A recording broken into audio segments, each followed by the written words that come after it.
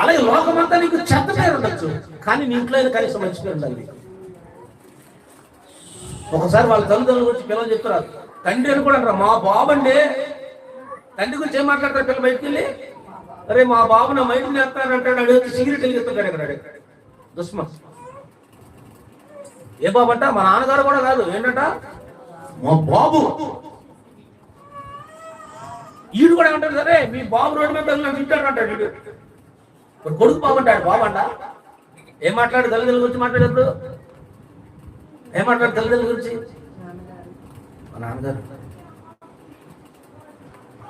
ఏంటి తెలుగు సంబంధించిన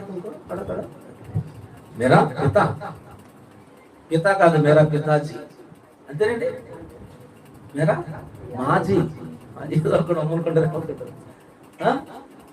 నా యొక్క తల్లిదండ్రులు హల్లెలూయా అలా మాట్లాడాలి.